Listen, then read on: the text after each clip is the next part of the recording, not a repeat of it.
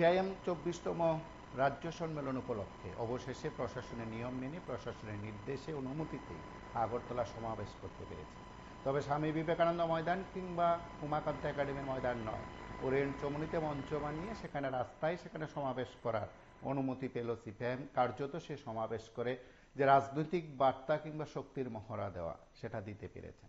কিন্তু প্রশ্ন উঠল, এই সমাবেশ থেকে যে মাইলেজ দেওয়ার চেষ্টা করছে সেটা কতটা দিতে পারবে সিপিআইএম, কতটি বা নিতে পারবেন সিপিআইএম নেতৃত্ব? নমস্কার, কে বলছেন? নমস্কার, কে বলছেন? এবং এই সমাবেশ থেকে যে কয়েকটি বিষয় উঠে আসছে তার নিরিখে বলা যেতে পারে যে সিপিআইএম কি কার্যত সে সমাবেশ থেকে কিছু নিয়ে যেতে পারবে ঘরে। সম্মেলন শুরু হয়ে গেল এবং সম্মেলন থেকে আগামী দিশা ঠিক করতে জিতেন্দ্র চৌধুরী, মানিক সরকাররা কি উদ্যোগ নিতে পারেন, সময় উপযোগী পদক্ষেপ গ্রহণ করতে পারেন, সেটা বোধহয় সময় বলবে। নমস্কার, কে বলছেন? হ্যালো। এবং এই সমাবেশ থেকে যে কয়েকটি বিষয় উত্থাপন করে বক্তারা বক্তব্য রেখেছেন, তাতে সরাসরি শাসক দল বিজেপির বিরুদ্ধে তুপ দেখেছেন। সিপিআইএম রাজ্য সম্পাদক বিরোধী দলনেতা জিতেন্দ্র চৌধুরীর রীতিমতো দাবি করেছেন সমাবেশ মঞ্চে দাঁড়িয়ে যে আজ থেকে নাকি বিজেপির দিন গুণা শুরু করে দিতে, এবং কেন তার ব্যাখ্যা তিনি দিয়েছেন। নমস্কার, কে বলছেন? নমস্কার, দক্ষিণ থেকে বলছি। হ্যাঁ, বলুন। আজকে সমাবেশে হয়েছে ভালো কথা, কিন্তু পক্ষ সমস্ত গাড়ি ঘোড়া সব অবশ দেওয়া হয়েছে, দায়িত্ব দিচ্ছে গ্রামের গঞ্জে গ্রাম সভা রেখেছে। মানুষদের ইচ্ছাকৃতভাবে রাখার কাজ শুধুমাত্র আজকের জন্য, সমাবেশে মানুষ না যেতে পারে ভয় ভীতির প্রদর্শন করেছে। তারপরও সমাবেশ ভালোই হয়েছে। এতদিন বসে আমাকে আমি জানি না, নমস্কার, সমাবেশ ভালো হয়েছে।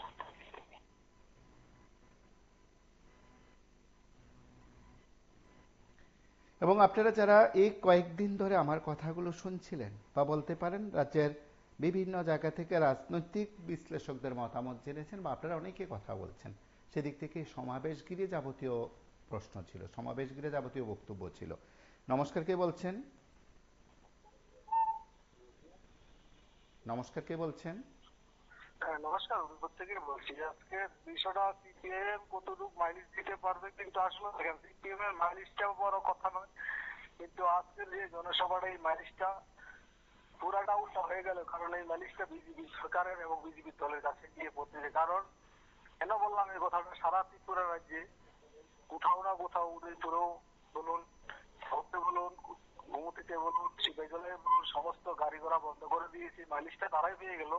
কারণ ত্রিপুরা রাজ্যের বিজেপি সরকার যে পেশিবাদী সরকার, সেটা ত্রিপুরা রাজ্যের মানুষ একদম পরিষ্কার বুঝে গিয়েছে। সাধারণ মানুষ যারা বিজেপি সমর্থিত লোক, যারা ভালো লোক, তারাই বলছে যেহেতু যে এইভাবে বিজেপি সরকার যে আসার পর থেকে প্রতিনিয়ত 7 বছরের মধ্যে যেভাবে তারা বিচারিতা করে যাচ্ছে, সেটা কিন্তু মানুষ মেনে নিতে পারে না। কারণ এই ত্রিপুরা রাজ্যে আমরা বলেছিলাম যে 24তম রাজ্য সম্মেলনটা, সমাবেশটা কিন্তু আগরতলায় হবে, রাজপথে হবে। আমরা দেখলাম, আপনারা টিভি চ্যানেলও দেখলাম, আপনারা সবাই সমস্ত সোশ্যাল মিডিয়ার এবং সাংবাদিক ভাইয়েরা বন্ধুরা সবাইকে দেখেছে এবং আমরাও দেখেছি। এই মাইলেজটা কিন্তু সারা ত্রিপুরা রাজ্যে পড়ে গেল। কারণ বিজেপির মাথাটা খারাপ হয়ে গেল, কারণ বিজেপি ভয় পেয়ে গেল এবং বিজেপি পায়ের তলার মাটি আগামী দিন আস্তে আস্তে সরে যাবে।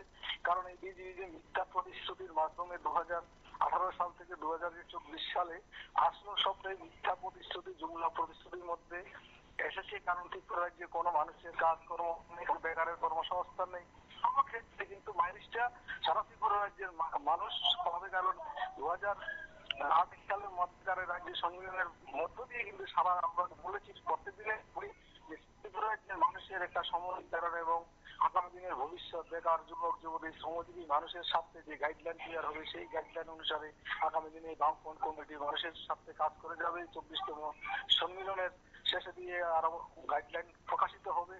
কারণ বিজেপি সরকার মানুষের যে সংঘবদ্ধ গণতন্ত্র মানে না, আইন মানে না, প্রশাসন মানে না। কারণ এইভাবে কারণ একটা দেশ, একটা রাজ্য চলতে পারে না। কারণ মিথ্যা প্রতিশ্রুতি এবং নেতাদের আলা থেকে গোড়া পর্যন্ত শুধু মিথ্যা আর মিথ্যার ঝুলি নিয়ে চলছে। মানুষের সাথে তাদের কোনো যোগাযোগ নেই।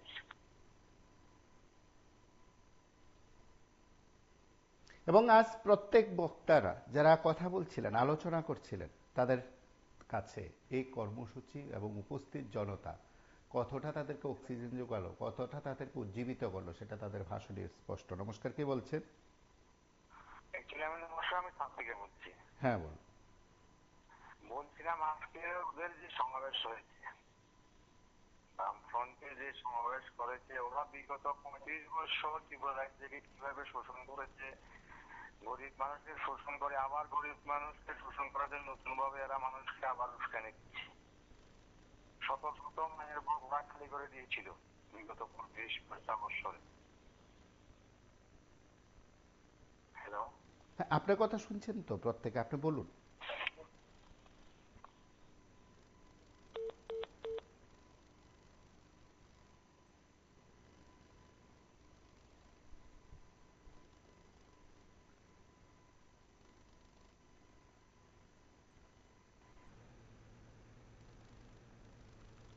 কেন্দ্রীয় কমিটির সমন্বয়ক নমস্কার, কে বলছেন? কমরেড পলিটব্যুরো সদস্য কমরেড প্রকাশ করা, হ্যাঁ, বলুন। পলিট ব্যুরোর অন্যতম সদস্য রাজ্যের প্রাক্তন মুখ্যমন্ত্রী কমরেড মানিক সরকার, তেমনি কেন্দ্রীয় কমিটির এখানে মঞ্চে রয়েছেন কমরেড অরুণ কুমার এবং কমরেড রবীন দেব সহ আরো কেন্দ্রীয় কমিটির সদস্য এবং পার্টি রাজ্য সম্পাদক মন্ডলীর অন্যান্য সদস্য বৃন্দ। আর আপনারা বহু বাধা উপেক্ষা করে একটা ঘনিষ্ঠ একটা সিদ্ধান্তকে মাথায় রেখে সবকিছু উপরে ফেলে আপনারা আজকে সমবেত হয়েছেন। আমার সংগ্রামী শাসক দলের বিরুদ্ধে এটা নাকি বোঝা হয়ে গেছে। কিছু চ্যানেলের মাধ্যমে দেখলাম আপনি যে যদি সুশাসন না থাকতো তাহলে তো লোক হতো না, কিন্তু কিছু কিছু জায়গাতে অনেক গাড়ি ভাঙচুর হয়েছে, সব লোক আসতে পারেনি। যে মিডিয়া বা এরা দেখাচ্ছেন তারা একটু মমসুলে একটু যাবেন, সবগুলি দেখবেন। শুধু আগরতলা শহরের ভিতরে বসে নিউজ করলে চলবে না, আপনার একটু যান, আমার বাসায় যান, কুমলোকে যান, তারপরে নিউজটা করবেন। আর ত্রিপুরাতে উন্নতি হয়েছে, অনেক উন্নতি হয়েছে, ঘরে ঘরে নেশা সামগ্রী বুঝিয়ে দিয়েছে। আর দিলে বিজেপি সরকার থাকে সবার সাথে আগামী দিনে জাতীয় করতে হলে এই যারা নেশা সামগ্রীর সঙ্গে জড়িত তাদের উৎখাত করতে আগামী 2028-এ মনোনির্বাচন একদম বেঁধেই নামতে হবে। নমস্কার দাদা।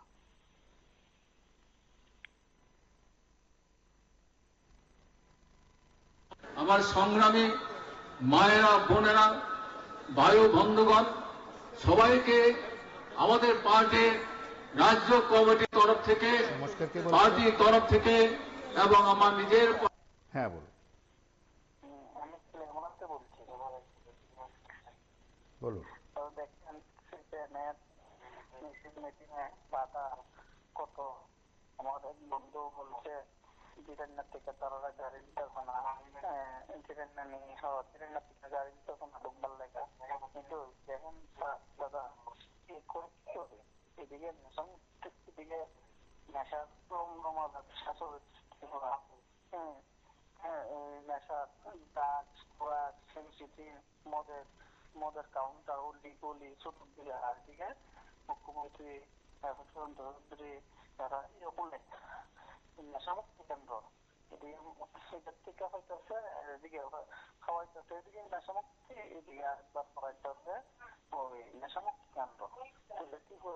কোন জায়গা দিয়েছে আমরা ভবিষ্যৎ, আমরা ছেলে মেয়েরা ফুলাফানের যে ভবিষ্যৎ কোন দিকে যাইতেছে এই আমল আমরা কোনে মতো নাই। নমস্কার।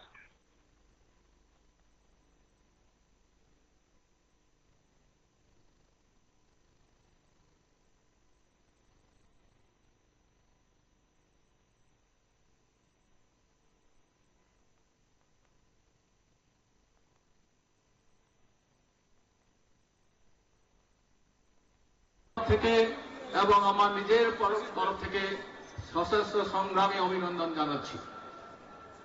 বেশি সময় নেব না, প্রধান বক্তা অতিথি রয়েছেন তারা বলবেন, কিন্তু এটা আমাদের পার্টির সম্মেলন, সাংগঠনিক আমি পুরুলিয়া থেকে বলছি। হ্যাঁ, বলছিলাম যে প্রথম শুরু হয়েছিল মাঠ না দেওয়া থেকে। বিজেপি অনেক চেষ্টা করেছে আমাদের মাঠ না দেওয়ার জন্য, মাঠ দিয়ে তারপর যে হয়েছে মাঠ না দিয়ে তারা নিজের পায়ে নিয়ে পূরণ দিল। দেখা গেল আজকে গাড়ি বন্ধ করে দিয়েছে। তারপর আমরা দেখলাম রেস্টুরেন্ট থেকে মানুষ ভিড় করে মিছিল করে তারা পুরো আগরতলা শহরকে স্টপ করে দিয়েছে। এত পরিমাণে আজকে মানুষ হয়েছে। আর মানিক শাহ বলছে নাকি যে এগুলোতে নাকি উন্নয়ন হয়েছে, এমন পরিমাণে উন্নয়ন হয়েছে। আগে মানুষ যে ড্রাগস কি জিনিস জানতো না, এখন রাস্তাঘাটে পথে যেখানে সেখানে ড্রাগস পাওয়া যাচ্ছে, যেখানে সেখানে গাঁজা পাওয়া যাচ্ছে। মন্ত্রী সুশান্ত চৌধুরী টুরিজমের জন্য প্রমোটিং করতে গিয়ে দেখা যাচ্ছে চন্ডীগড়ের পিছনে এখানে প্রচুর পরিমাণে গাঁজা চাষ হচ্ছে। এইরকম ত্রিপুরার উন্নয়ন। তারা আবার ত্রিপুরার উন্নয়ন সম্পর্কে বলে যারা যে সমস্ত যুব মোর্চা করছে এখন তারা সবাই সিবিএন আমলে তৈরি হসপিটালে জন্মগ্রহণ করেছে, সিবিএন এর সরকারের স্কুলে পড়ালেখা করেছে, সিপিএম আমাদের তারা আমাদের চাকরি হয়েছে। এখন তারা বলছে সিপিএম 25 বছরের কিছু করে, তার নিজের বয়সে 25 বছর নেই। যে সমস্ত বিজেপিরা এখন বলছে বলছে যে সিপিএম নাকি অনেক অনেক খারাপ কাজ করেছে, তখন তো বিজেপি ছিল না, তখন বিজেপি ছিল না। এই হলো বিজেপির অবস্থা। তারা হলো টানা দল, এরকম অবস্থা। দূরবীন দিয়ে নাকি সিপিএম দেখা যায় না। আজকে আগরতলা সমাজ বন্ধ, তারপরে নাকি জনসময় নাকি মানুষ নেই। The person you are speaking with.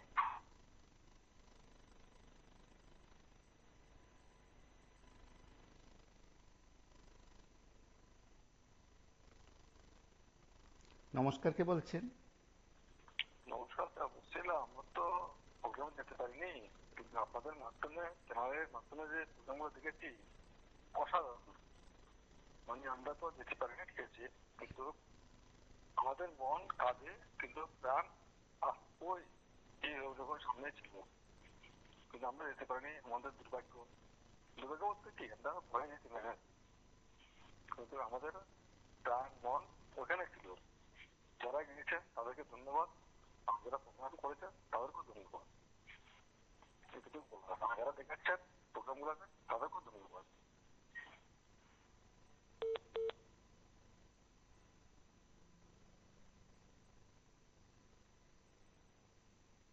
সাংগঠনিক সম্মেলন আমাদের গঠনতন্ত্র নিয়ম অনুযায়ী প্রতি 3 বছর অন্তর অন্তর আমাদের সংগঠন নিচের থেকে উপর। দেখুন, আজকে প্রথমত আপনাদের চ্যানেলকে ধন্যবাদ দিই। আজকে আমাদের এই আগরতলার একটা জনসভাকে দেখে সুযোগ আপনারা করে দিয়েছেন। আপনাদের চ্যানেলের মাধ্যমে আমরা আমরা দেখতে পাই, মানে মিছিলের শেষ পর্যন্ত আমরা দেখতে পাই। আজকে জনসভা আমি যদিও সিপিআইএম করি না, কিন্তু আমার এই একটা বিভিন্ন কর্মকাণ্ড অন্য কাজের সাথে যুক্ত। তবে আজকের এই আগরতলা সিপিআইএম এর যে সমাবেশটা আমি মোবাইল এবং আপনাদের মোবাইল অ্যাপের মাধ্যমে আমি এই অনুষ্ঠানটা পেয়েছি সারাদিন। আজকে প্রথমে আপনাদের চ্যানেলকে ধন্যবাদ জানাই। আমরা একটা জিনিস আজকে টপিকটা হচ্ছে সিপিআইএম কতটুকু মাইলেজ পাবে। তবে এটা বলতে পারি সিপিআইএম কতটুকু মাইলেজ পাবে সেটা বলতে যদি নাও পারি, কিন্তু এই কথাটা বলতে পারি আমি একজন সাধারণ নাগরিক হিসেবে এই সুন্দরবন ত্রিপুরা এই সিপিআইএম এর উত্থান রাজ্যবাসীর মঙ্গল বলে আমি এটা মনে করি। আমার নিজেকে বিবেচনা করছি যে সিপিআইএম উঠে আসছে, সিপিআইএম তার নাম বাহার সমতল সমস্ত জায়গায় মানুষ ঐক্যবদ্ধ হবে। একটা সরকার মানুষের সামনে যে প্রতিশ্রুতিগুলি দেখেছিলেন সে প্রতিশ্রুতি আমাকেও প্রতিশ্রুতি দিয়েছিল 18 সালের আগে। আমার এখানেও এসেছি, শহরে এসেছিলেন তারা, কিন্তু বলেছিলেন চাকরি হবে, কিন্তু চাকরি কিন্তু হয়নি বা কোনো কাজই হয়নি। সেই জায়গায় দাঁড়িয়ে আজকে সিপিআইএম নতুন করে আমাকে তারা দিয়ে যাচ্ছেন। তো আজকে তাদের একটা সমাবেশ থেকে কেন্দ্র করে, সম্মেলনকে কেন্দ্র করে এটা একটা দারুণ ত্রিপুরা রাজ্যবাসীকে এটা অন্য বার্তা এবং মাইলেজ দিতে বলে মনে করি। সরকার জনবিরোধী কাজগুলি করছেন, এই কাজগুলি সিপিআইএম এর উত্থান এবং আন্দোলন এটা বিজেপিকে অনেক অনেক পেছনের দিকে নিয়ে যাবে এবং তারা যে অপকাজগুলি করছেন এই কাজগুলি মানুষের সময় আরো বেশি ফোকাস করে তুলে ধরার জন্য এই সিপিআইএম তার দলটাই পারে একমাত্র মানুষের সঙ্গে তুলে ধরার জন্য। এবং আগামী দিনে এই রাজ্যে আমার মনে হচ্ছে বর্তমান রাজনৈতিক সমস্ত কিছু বিশ্লেষণ করে এটা যে সিপিআইএম এই ত্রিপুরার একটা ভবিষ্যৎ এই মনে হচ্ছে আর কি। ধন্যবাদ।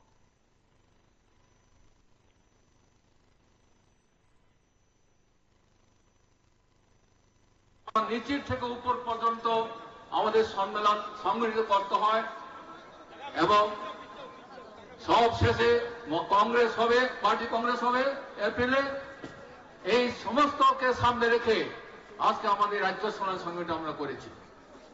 আজকে আমরা জানি ওরা আজকে এই সমাবেশ বানচাল করবার জন্য বর্তমান শাসক গোষ্ঠী বিজেপি দল অথবা বিজেপি সহযোগী দলগুলো নানা কায়দায় নানা ভাবে যারা সবাই আসতে চান অথবা আমাদের হ্যাঁ বলুন।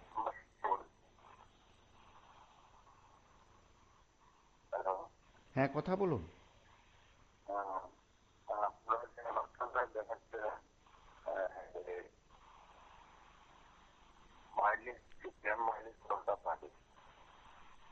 দেখুন রাজ্যের যে অবস্থা সেটা আমিও জনসভাতে গিয়েছিলাম।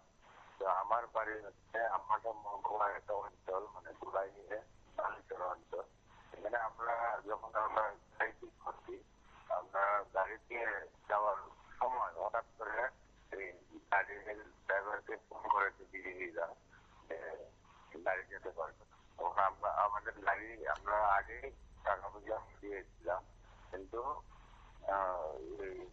গাড়িগুলো পরে যায়নি।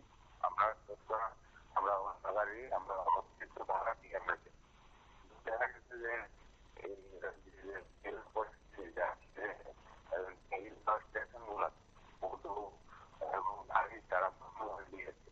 আসলে তারা বলছে যে একেবারে পেয়ে গেছে। ভয় পাচ্ছে যে যেভাবে মানুষ তাদের আমাদের সমর্থন করছে, মানে বিজেপিরা তারা প্রচন্ড আতঙ্কিত এবং তারা জানে ভালো করে যে রাজ্যের যে পরিস্থিতি তৈরি হয়েছে বিভিন্নভাবে, যেমন বিশেষ করে আমাদের এখানে রেগাতে এখন পর্যন্ত যেটা আমাদের জানা যাচ্ছে 35 দিন কাজ করছে, কিন্তু এখন পর্যন্ত কোনো না শ্রমিকরা তারা সঙ্গে কোনো এলাকার কাজ করে। তারা নিত্য প্রতিদিন মানে প্রতি সপ্তাহে কিন্তু তারা পাচ্ছে না। কিন্তু তারা যদি গিয়ে অফিসে কথা বলে তারা যে নেতৃত্বরা কিংবা মন্ডল যারা আছে তারা আরো ধমকি দেয় যে আগামী দিনে এইভাবে যদি লেখার কাজে লওয়া হবে না। এইভাবে মানে এরকম পরিস্থিতি তৈরি হয়েছে, মানুষ একদম নিশ্চয় হয়ে গেছে, গরিব মানুষ মানে মুখ খুলতে পারছে না। তারপরেও আমাদের কর্মসূচিতে যারা আছে তাদের বাড়ি করবো তারা এখন গিয়ে কেন তারা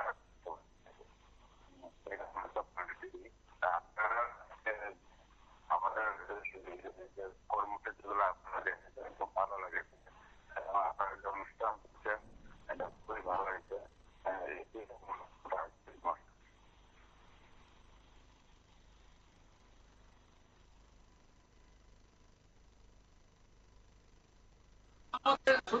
যাচ্ছেন তারা যাতে ঘর থেকে বের হতে না পারেন অথবা সমাবেশে তারা যাতে উদ্ধার না করতে পারেন তার জন্য না তারা সকালে ঘুম থেকে উঠে গাড়ি উঠবেন, কিন্তু গাড়িগুলো আজকে দেওয়া হল। নমস্কার, কি বলছেন? এবং সবচেয়ে বড় জিনিস হলো নমস্কার। হ্যাঁ বলুন। সমাবেশের মাইলেজ তো প্রথমেই শাসক দল দিয়ে দিচ্ছে, কারণ একটা পার্টি প্রতিষ্ঠা বছরই রাজ্যে শাসন করছে, সরকারে আসছে, এখন তারা বিরোধী দল, এটা মাঠ পাওয়া গেল না। প্রথমেই তো শাসক দল মানে আজকে সমাবেশ মাইলেজ দিয়ে দিচ্ছে শাসক দলই দিচ্ছে। তারপরে তো বিভিন্ন ভাবে বিভিন্ন কায়দা তারা প্রয়োগ করছে, রাস্তাঘাটে অবরোধ, গাড়ির স্ট্যান্ডে অবরোধ, এইভাবে তো শাসক দলই তো আজকে মাইলেজ দিয়েছে এই আজকের এই বামফ্রন্ট সমাবেশে। তো শাসক দল তো জানে তারা কোন পরিস্থিতিতে সরকারে আছে, মানে কিভাবে আছে, কারে শরিক কইরা কিভাবে কত সন্ধি কইরা কত কিছু কইরা সরকারটা ঠিকারি শুধু মানে দুষ্টরাজ করানোর লিগা। মাইলেজ এই দেশের মানুষ ভালো মন্দ বিচার করার ক্ষমতা, শিক্ষিত মানুষ, বুদ্ধিজীবী মানুষ, এটা মাইলেজ আর কি। শুধু বর্তমানে শাসক দল তারা যদি ফ্রি অ্যান্ড ফেয়ার যদি একটা জনসভা করার লেগে একটা সুযোগ দিত, সেই কি মানুষের এটা কি গেছে আগরতলা সমাবেশে অনেক অনেক অনেক। আগরতলা শহরে অবস্থিত একটা ঠিকভাবে জায়গা দেয় বা ফ্রি অ্যান্ড ফেয়ার, মানে কোনো মানুষের উপর যদি কোনো ক্ষতি না হয়, আক্রমণ না হয়, আগরতলা শহর জায়গা দিতে পারতো না, জায়গা হইতো না। আগরতলা শহরে আস্তাবল মাত্র 3টা মাঠ হলেও জায়গা দিতে পারতো না, এমন ভাবে মানুষ মুখে আছে।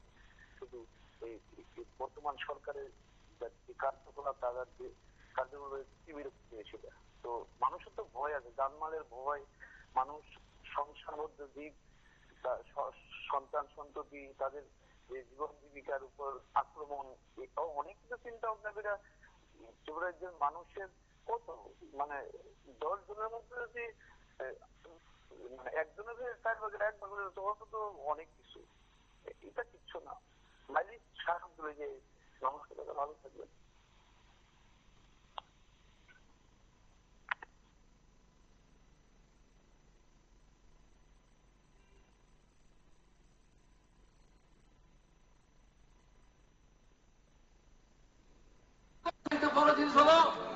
ওই জম্পই ঝোলাতে আমাদের কমরেড আসছিলেন সমাবেশে, গাড়ি আজকে গাড়ি ভাঙচুর করেছে কয়েকজন, আরো এতে তারা আক্রান্ত তারা আহত হয়েছেন, বর্তমান চিকিৎসার জন্য হসপিটালে অথবা ডাক্তারখানায় চলে। কিসের গণতন্ত্র? এই গত 18 থেকে এখন 2025 সাল, এই 7-8 বছরের মানুষের কোন গণতান্ত্রিক অধিকার রক্ষা করতে পেরেছে? কোন গণতান্ত্রিক মানুষ অধিকার রক্ষা করে? মুখে বলছে গণতন্ত্র গণতন্ত্র, এটা হলো গণতন্ত্রের মামলা। ওরা ভয় পায়, ভয়ের জন্য আজকে যাদের লোক আসতে পারে আগরতলা সমাবেশ না করতো, তার জন্য তারা আত্মীয়ের জন্য এই সমস্ত পরিকল্পনা নিয়েছিল। কিন্তু মনে রাখবেন, এটা কতদিন হবে?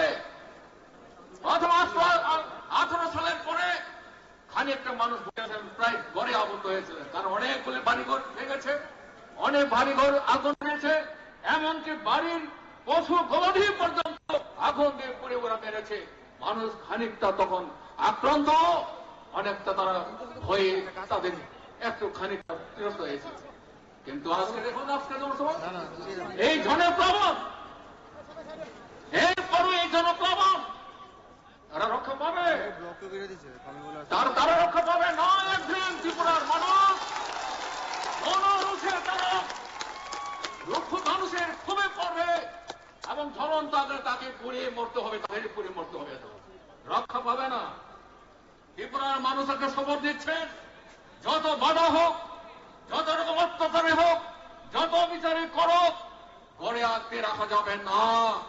এটাই হচ্ছে আজকের প্রমাণ, এটাই হচ্ছে আজকের প্রমাণ।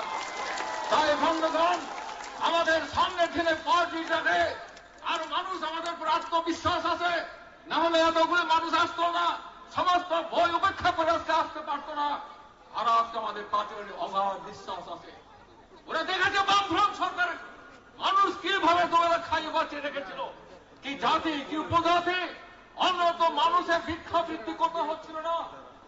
ঘরে ঘরে মানুষ ভিক্ষা প্রার্থী নিয়ে ভিক্ষার পাত্রে তাদের জীবিকা বেঁচে থাকতে হতো, এর বেঁচে থাকার আর কোন বিকল্প পথ থাকতো না আজকে। আর আজকে এই গত 6-7 বছরে কোন উন্নয়ন ওরা করেনি, বরঞ্চ সমস্ত উন্নয়নটাকে স্তব্ধ করেছে, ধ্বংস করেছে, সব উৎপাদ করেছে ওরা। এখন চালাচ্ছে উৎপাদ। নেতা মন্ত্রীরা কর্মীরা দলে দলে পড়ে হচ্ছে, কে কত বড় লোক হবে, কে কত টাকা বাড়ি তুলতে পারবেন, এই প্রতিযোগিতায় মাত্র গরিব মানুষের কথা কে ভাবে? এই সরকার ভাবে? এই সরকার নৈতিক দায়িত্ব নেই। এই সরকারকে তাড়িয়ে দিতে হবে আমাদের সমস্যা। নমস্কার, কি বলছেন? হ্যাঁ বলুন। হ্যাঁ, বলছিলাম আজকে যে সমাবেশ হয়েছে ওইখানে একটা পটুয়া আজকে গাড়ি বন্ধ করে এসব করা ওইটা লোক হবে।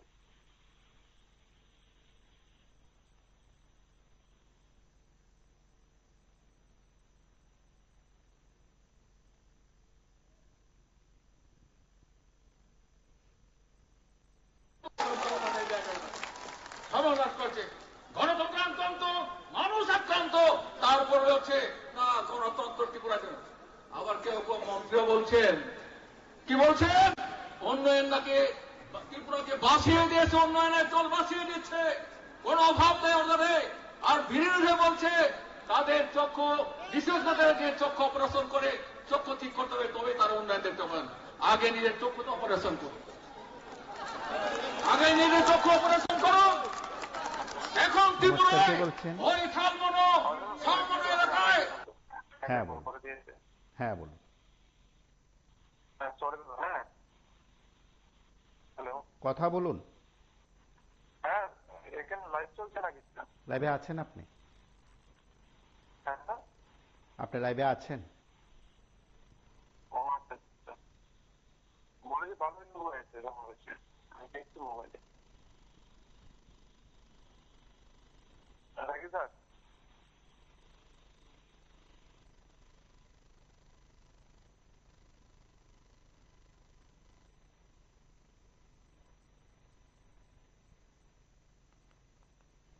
শালবন এলাকায় ওই পাহাড়ের পর্বতে কি অবস্থায় মানুষ বেঁচে আছে গিয়ে দেখো। ওই আগত। হ্যাঁ বলুন। বলছিলাম আজকের যে জনসভা, এই যে জনসভা দেখছি, এই জনসভা থেকে একটা কথাই আমি থেকে বলতে চাইছি যে এখন যে সরকার আছে বর্তমান সময়ে, ওনাদের যে কাজকর্ম, ওনাদের যে মানে বেকারদের জন্য যে কর্মসংস্থান করা কাজকর্ম কিছু যে করতে পারছে না, তার জন্য ওরা যেভাবে মানুষদেরকে রুখে দিয়েছে, আমরা তো এই অবস্থা করেছে। এটা আগামী দিন জবাব দেবে মানুষ। এটা আমাদের শক্তির লক্ষণ না, দুর্বলতার লক্ষণ। এটা সরকার মাত্র 7 বছর 6 বছর হয়েছে, এটা দুর্বলতার লক্ষণ। এই জিনিসটাই বলতে চাইছে এই সবার কাছে, ত্রিপুরা মানুষের কাছে। ধন্যবাদ।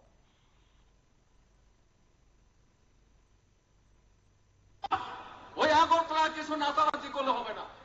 ওখানে ওই রাজ্যের বাইরে থেকে বড় বড় সিভিটে এনে নাচানাচি করলেই তো হবে না। মানুষের আজকে কি অবস্থায় আছে তার অনুসরণ করতে হবে তাদেরকে। এই সর্বনাশের জায়গায় তারা আজকে মেটে উঠেছে জায়গায়। আর যারা ওই মথার মতো সঙ্গে তারা আছে আইপিএফটি মথা, কি হয়েছে উপজাতিদের? উপজাতি এলাকা উন্নয়ন প্রায় স্তব্ধ, রাস্তাঘাট ভেঙে গেছে। শুধু উপজাতির কথা বলছি কারণে হচ্ছে পাহাড়ি অঞ্চলে বামফ্রন্টের সময় যে রাস্তাগুলি যা ব্যবস্থা, উন্নয়নের ব্যবস্থা করে জলের ব্যবস্থা, রাস্তাঘাট। হ্যাঁ বলুন। আজকে সিপিএম এর মিছিলটা বেশ জাঁকজমকই হলো, রাস্তাঘাট মোটামুটি ভালোই জাম হয়েছিল। কিন্তু আসলে সত্যি কথা বলতে কি, সিপিএম বলুন, কংগ্রেস বলুন বা ভারতবর্ষের মধ্যে আমরা বিগত দিনে দেখেছি একটা ইন্ডিয়া এনডিএ জোট থেকে ইন্ডিয়া জোট হয়ে গেছে। তো এনডিএ এর সঙ্গে ইন্ডিয়া জোট করতে গিয়ে দেখুন দাদা, আপনি যদি পারেন তো আগামী দিনে দেখাবেন। এখন দিল্লি বিধানসভার ভোট, সেখানে কংগ্রেস ইন্ডিয়া জোট থেকে বেরিয়ে গেছে। আবার ইন্ডিয়া জোটের সদস্য তৃণমূল, সমাজবাদী, আরো অন্যরা সিপিএম অন্যরা আছে, তারা আবার সেই কেজরিওয়ালের পক্ষে, কিন্তু কংগ্রেস বেরিয়ে গেছে। আবার হয়তো বা 2028-29 আমাদের ত্রিপুরায় ভোট হবে, তখন সিপিএম এর পাশে এসে সেই বিহারের সমাজবাদী এসে দাঁড়াবে, কিন্তু কংগ্রেসের সঙ্গে থাকবে না আবার কেজরিওয়াল। সুতরাং আজকে যে সমাবেশটা হচ্ছে সেটা কিন্তু তাদের একক, কোন ইন্ডিয়া জোট ফোট কোনো কিছু নেই। হ্যাঁ, এখন পঞ্চায়েতে একটা সিপিএম এর নেই, নগর পঞ্চায়েতে একটা সিপিএম নেই, বিধানসভার মধ্যে আছেন 2-4 জন এবং এলসিতেও নেই।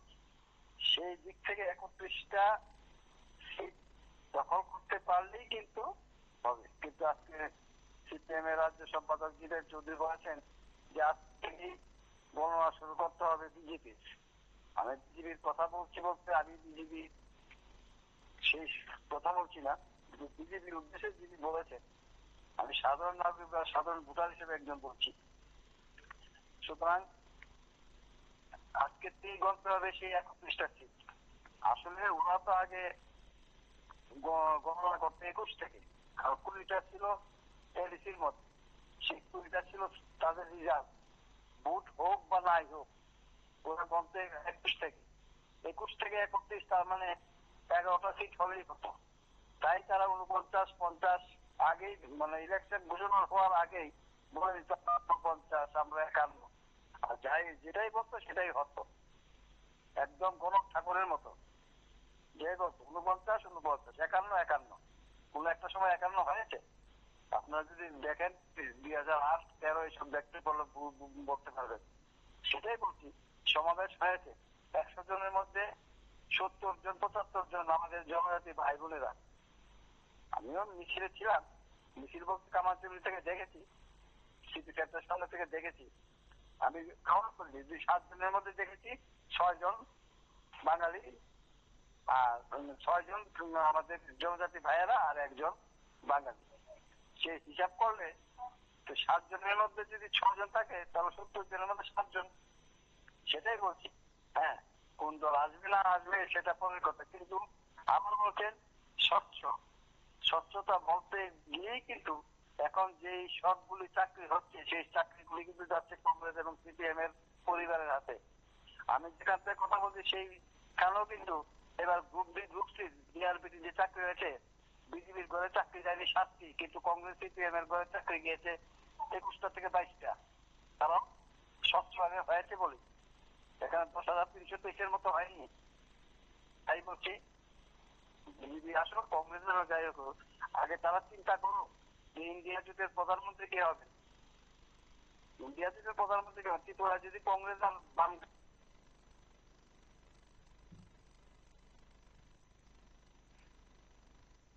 রাস্তাঘাট, স্কুল আদর ব্যবস্থা ওগুলি সব তস নস হয়ে গেছে, কিছু নেই। কি দেখতে পাচ্ছেন বিজেপি কোথায় নাচনি করছে? 2টা মন্ত্রী পেয়ে খুশি, তাও হাফ মন্ত্রী, মানে মানে ফুল মন্ত্রী, মানে সব দপ্তর, কিছু দপ্তর, ওই সমস্ত দপ্তরবিহীন মন্ত্রী রয়েছেন তাতেই তারা খুশি। কোথায় গেতাজি প্রবলেম? আর এখন বলছেন তারা, কি বলছেন, সাংবিধানিক সংবিধান সংকট সমাধান করার কথা বলছেন। এই সমস্ত আবল তাবল মানুষকে বিভ্রান্ত করে তো ওগুলো রেখা করা যাবে,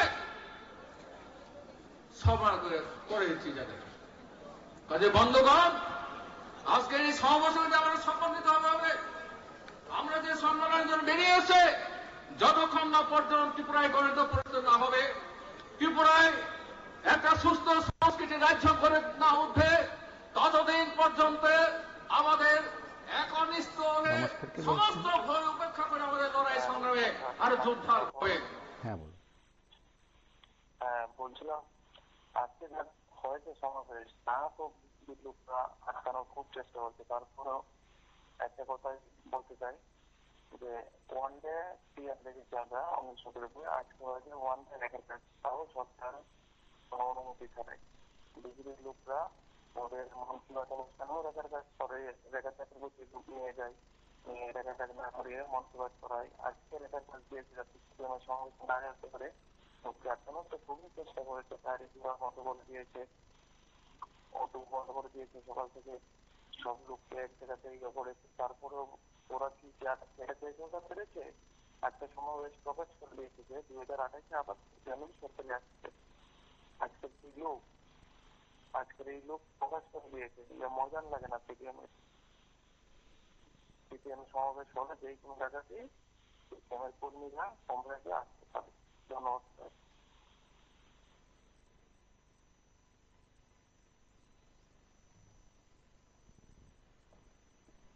কিন্তু বন্ধুরা,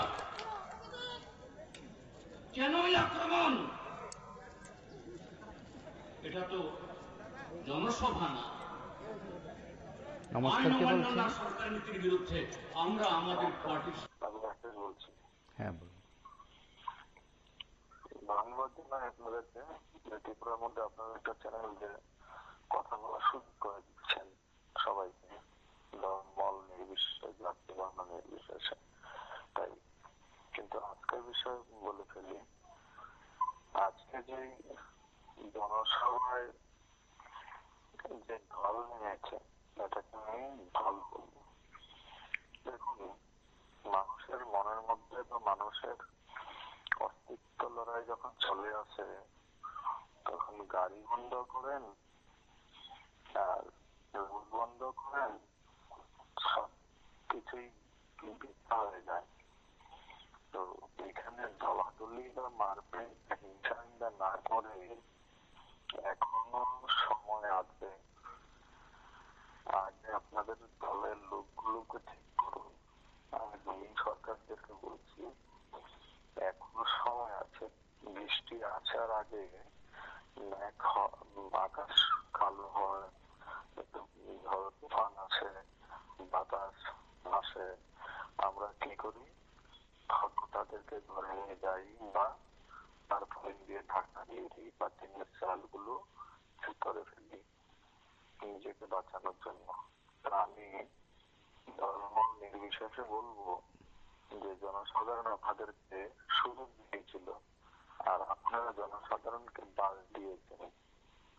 শুধু বাংলা কথা যেটা, জনসাধারণ জনদেবতা আপনারা বলেন, এখন আপনারা জনসাধারণকে জন্য কুত্তা ভাবেন। আমাদের মতো বেকার মানুষদেরকে আপনারা কুত্তার মতো ভাবেন। বিভিন্ন জায়গায় এত দুর্নীতি, আমি বিশেষ করে মন্ত্রী মিনিস্টারদেরকে বলবো ওনারা কি দেখেন না? তো আপনাদের একটা সুযোগ দিয়েছে ভগবান, এই জনঢল দেখে যদি কিছু করতে পারেন করেন, না হলে ওই আপনাদের ঘরে জল পড়বে, খের কুঠোগুলো সব ভিজে যাবে, তারপরে আপনাদের কিচ্ছু করার থাকবে না। আমি না তো বিজেপি করি, না সিপিএম করি, না কংগ্রেস করি, আমি একজন ত্রিপুরার মানুষ হিসাবে বলছি। আর আমি আপনাদেরকে ফ্রি ধন্যবাদ জানাই যে আপনারা দল মল নির্বিশেষে যে সুন্দর একটা প্রোগ্রাম তৈরি করেন সর্বদাই খুব ভালো, এবং আপনাদেরকে দুহাত প্রার্থনা জানাই, প্রণাম জানাই। কিন্তু আমার ব্যক্তিগত একটা রিকোয়েস্ট আপনাদের কাছে, আমি আজকে থেকে আরো 3-4 বছর আগেও বলেছিলাম, আপনারা কি একটা জিনিস করতে পারেন না, যে বেকারদের জন্য কোন শিক্ষামূলক অনুষ্ঠান, বেকারদের জন্য, যেমন সামনে মাধ্যমিক পরীক্ষা, কিছু মাধ্যমিক স্টুডেন্টদেরকে একটু বিশিষ্ট মাস্টার গুরুজনদেরকে একটা প্রোগ্রাম, 1-2 প্রোগ্রাম করেন না সপ্তাহে, আমাদের স্টুডেন্টরা একটু ভালোভাবে শিক্ষা গ্রহণ করবে আপনাদের মাধ্যমে। এখানে আপনাদের কর্তৃপক্ষ কাছে জোরহাত করে প্রার্থনা করি, আপনারা আগে থেকে করবেন, কবে প্রোগ্রাম গুলো করবেন।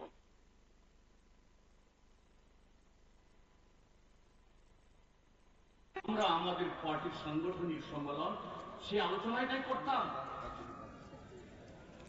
এখানেই পরিষ্কার সিপিআইএম এর কণ্ঠস্বর মানে জনগণের কণ্ঠস্বর। সিপিআইএম মানে তারা এ রাজ্যের খ্যাত মজুর, দিন মজুর, শ্রমিক, কৃষক, জমিদার প্রতিনিধি। সিপিআইএম মানে এই ত্রিপুরাচ্ছে ভারত ভুক্তির পর বা এ রাজ্য পূর্ণাঙ্গ রাজ্যে পরিণত হওয়ার পর যা কিছু প্রগতি হয়েছে, শিক্ষা বলুন, স্বাস্থ্য বলুন, যোগাযোগ বলুন, নমস্কার, কে বলছেন? সমস্ত ক্ষেত্রে। নমস্কার, হ্যাঁ বলুন। বলছিলাম কতটা মাইলেজ দেবে সিপিএম এর সমাবেশ?